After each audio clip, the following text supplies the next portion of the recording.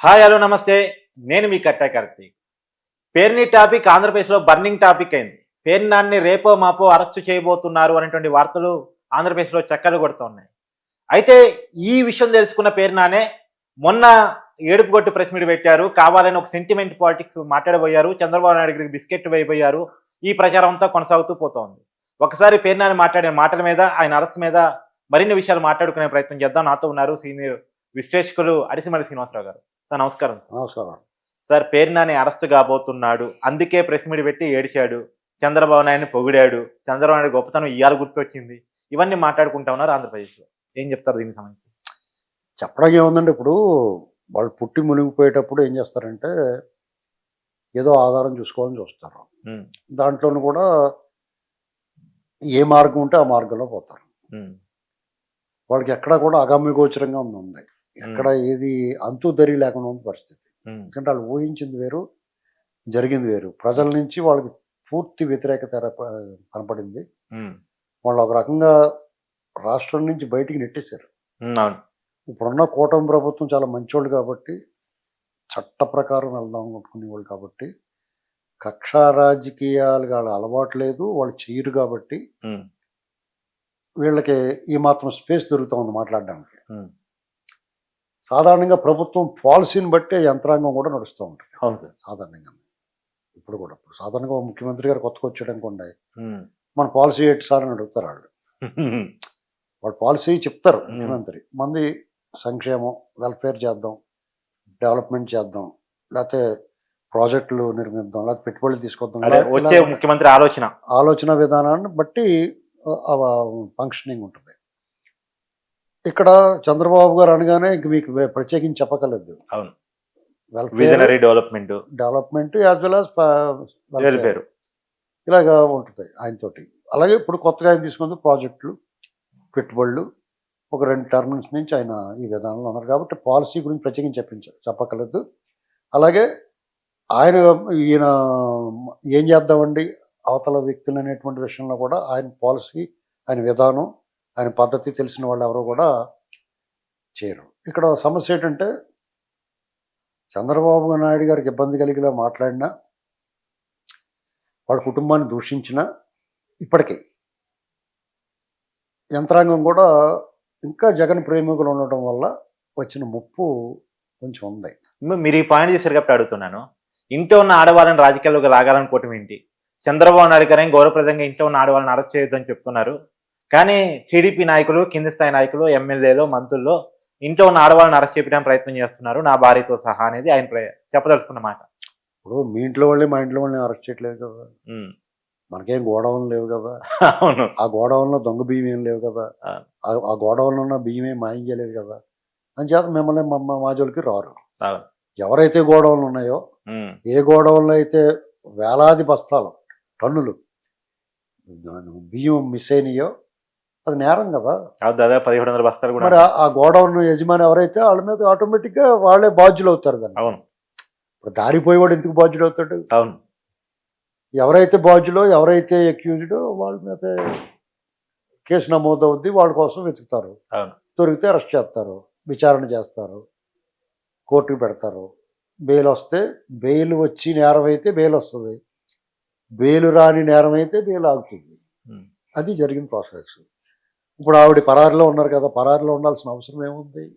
ఇప్పుడు వాళ్ళు మేము తప్పు చేయలేదు అనుకున్నప్పుడు, వాళ్ళ పక్కన న్యాయం ఉందనుకున్నప్పుడు, మా మీద అన్యాయంగా అక్రమంగా కేసు పెడతారనుకున్నప్పుడు వాళ్ళు ధైర్యంగా ఫేస్ చేయాలి.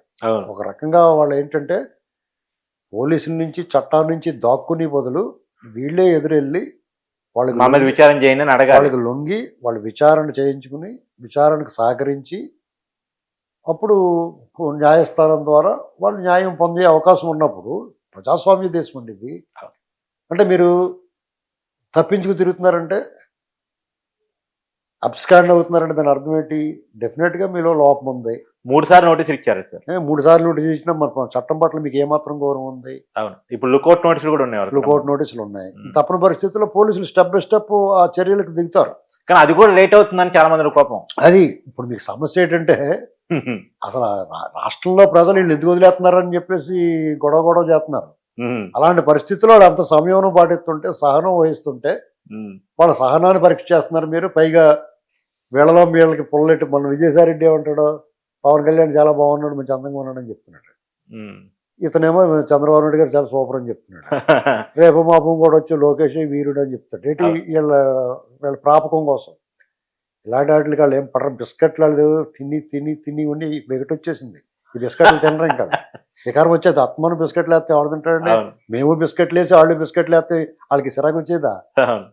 ఎప్పుడో రోజుకో 2 సార్లు చాయ్ తాగిన 2 బిస్కెట్లు తింటే బాగుంటది, కానీ రోజు పొద్దున్నుంచి సాయంత్రం బిస్కెట్లు తింటానికి ఎవరికైనా ఇష్టం ఉంటుందా? అందులో కూడా పేరు నానేసే బిస్కెట్లు. పైగా వీళ్ళ విధానం వేరు.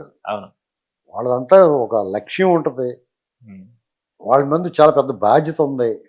సంక్షేమం చేయాలి, డెవలప్మెంట్ చేయాలి, వాళ్ళు ఇచ్చిన హామీలు నెరవేర్చాలి. అవును. పైగా అమరావతి, పోలవరం ఇలాంటి భోగపురం ఎయిర్పోర్ట్లు ఇలాంటి పెద్ద పెద్ద టాస్కులు ఉన్నాయి వాళ్ళ ముందు. అంటే ఆ లక్ష్యం చాలా పెద్దది, చాలా దూరంగా ఉంది. దాన్ని వేగంగా దాన్ని చేరుకోవాలంటే వాళ్ళు చాలా పెద్ద అందుకని చిన్న చిన్న విషయాల్లో కొంచెం వాళ్ళు సర్లే సావని, వీళ్ళు ఎప్పటికప్పుడు దొరుకుతారు, ఎక్కడ పోతారు, వీళ్ళు చట్టం ఉంది కదా.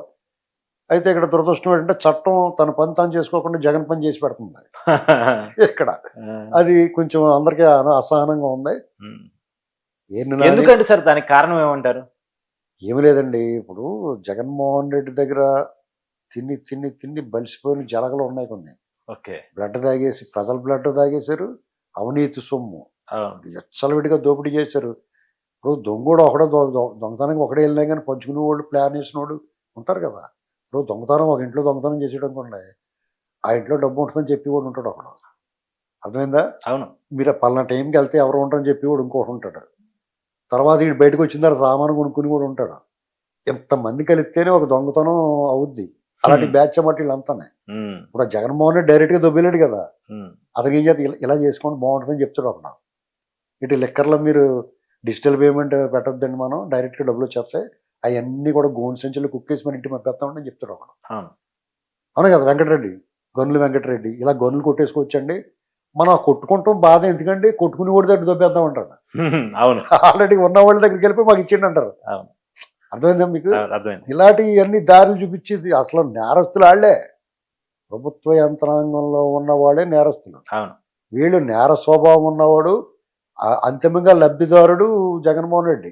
కానీ ఈ నేరంలో వీళ్ళందరూ పాత్రదారులు. వాళ్ళు తప్పించుకుంటారు, తప్పదు, వాళ్ళ చేత పని చేయించుకోవాలి. వాడు ఇక్కడే ఉంటాడు, ఇంకా అందరినీ తోసేలేరు కదా. ఇలాంటి పరిస్థితుల్లో వాళ్ళు ఏంటంటే ఆఖరి ప్రయత్నం, దింపుడు కళ్ళను ఆశ అంటారు. చంద్రబాబు నాయుడు గారు చాలా మంచోడు అంటే ఆయన ఏమన్నా కొంచెం వెసులుబాటు ఇస్తాడేమో అని ఒక ఆశ. ఇన్ని సంవత్సరాల రాజకీయ జీవితంలో, దశాబ్దాల రాజకీయ జీవితంలో ఎంతమంది చూస్తుంటారు సార్ ఇలాంటి? అంటే చంద్రబాబు నాయుడు గారు సహజంగానే కొంచెం ఇటువంటి కక్ష రాజకీయాలు చేయడు. అడ్డగోలుగా వేధించమని చెప్పడం, రూల్స్కి వ్యతిరేకంగా వెళ్ళమని చెప్పడం. అసలు మీరు ఏం చేసినా చెప్పడం. ఆ పార్టీలో వాళ్ళు అందరూ అంతే, మీకు ఆ సాహసం చేయరు వాళ్ళు. తప్పు ఎంత పాపం క్యాడర్ మాత్రం బలంగా ఉంది, క్యాడర్ ఉంటుంది. ఎందుకంటే వాళ్ళు అనుభవించారు కదా, బాధపడ్డారు వాళ్ళంతా. నొప్పి ఎవరికి కాలితే ఆడికి నొప్పి వస్తుంది, అర్థమైందా? కానీ వీళ్ళ పాలసీ డిఫరెంట్గా ఉంటుంది ఎప్పుడు. దాన్ని అడ్వాంటేజ్గా తీసుకుంటున్నారు వాళ్ళు, అధికారులు కానీ అటువంటి ప్రతిపక్షంలో ఉన్న వాళ్ళు కానీ. వీళ్ళు అడ్వాంటేజ్గా తీసుకుని నోరుకు వచ్చినట్టు మాట్లాడుతున్నారు. అయితే వాళ్ళు ఎట్టి పరిస్థితుల్లో ఎవరిని విడిచిపెట్టి ప్రసక్తి ఉండదండి.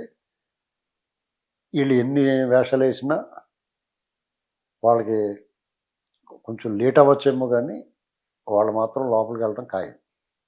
Thank you sir.